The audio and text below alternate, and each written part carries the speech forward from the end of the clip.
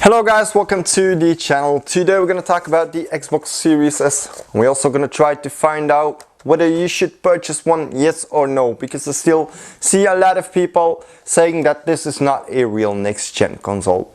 So stay tuned, I should say, because we're about to find out.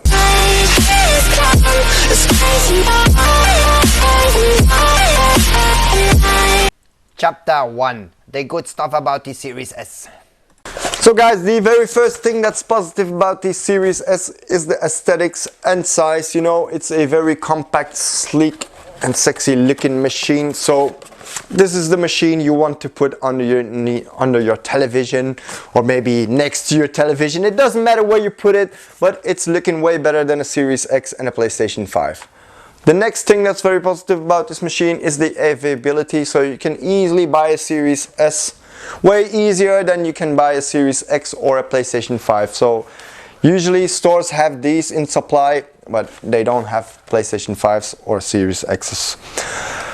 Another thing that's very positive about the Series S is the storage. This thing has an SSD inside, so this means no mechanical hard drive anymore. So super fast loading times and also quick resume. And that's the feature I like the most about the Series S. So, you know, I'm a gamer and I love to play video games, but I start to become bored very easily. So whenever I'm playing a game, after an hour or so, I just want to switch over to another game, and I'm like, I don't want to wait or put in another CD or anything else. So as you can see, the Xbox Series S doesn't have a disk drive, so it's digital and I like it. Some of you don't probably, but that's not a real positive thing that it's digital. But the positive thing about the Series S is the loading times. It's super fast, you know, and that's what I really like about the Xbox. Now we're gonna talk about the not so good stuff about the Xbox Series S. Chapter 2. The bad side of the Xbox Series S. So now it's time to talk about the bad stuff about the Series S. Well guys, the first thing that really bothers me and a lot of people probably is the fact that this machine only has a 500 gigabyte hard drive. And whilst it's advertised as a 500 gigabyte hard drive, you only get like 384 available space to install your favorite games on. So that's way too small. Another thing that really bothers a lot of people is the fact that this machine doesn't have a disk drive, so it's all digital. That means you can't play your disc games anymore. So let's say you're an Xbox One S owner and you're dying to upgrade to a newer machine, and you know the Series S might seem to be tempting, but you still hold back by the fact that it doesn't have a disk drive. And I kind of get it, guys. If I had a lot of disk drive games, I probably wouldn't have upgraded to this machine over here.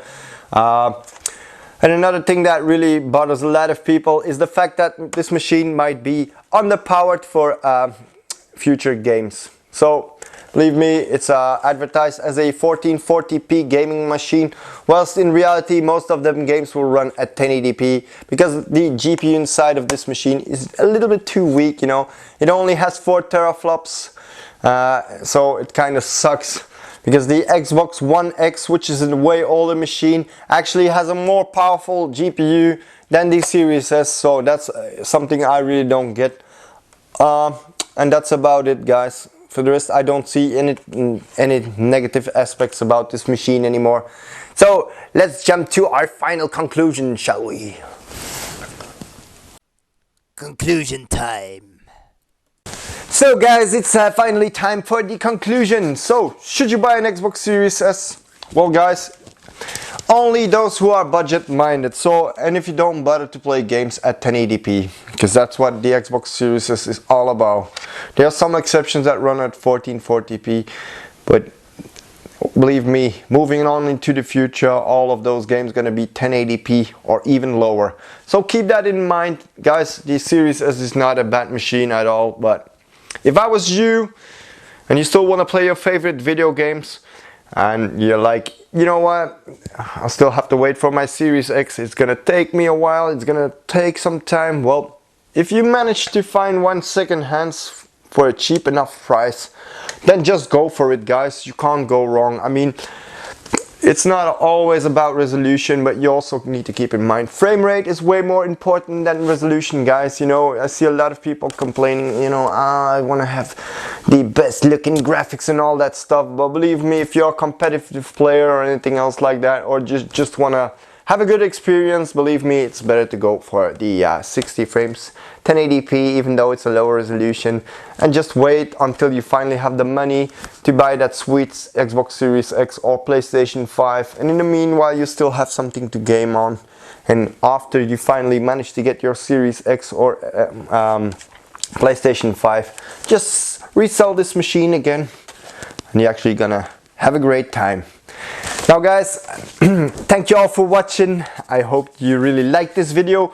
If you did, leave a thumbs up and also subscribe to my channel. Do it now. I see you guys hesitating. Just push that freaking button. You know, it's pretty easy, okay guys?